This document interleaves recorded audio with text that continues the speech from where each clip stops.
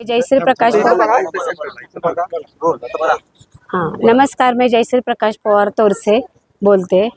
जनसुराज शक्ती पक्षाचे सर्वे सर्वा डॉक्टर विजयरावजी कोरे सावकार यांनी मला नगराध्यक्ष पदाची उमेदवारी देऊन मला जे पन्हाळ्याचा विकास करण्याची संधी उपलब्ध करून दिली आणि पन्हाळकरांनी मला माझ्यावर विश्वास टाकून आपलं बहुमोल मत देऊन मला प्रचंड बहुमताने निवडून दिलं।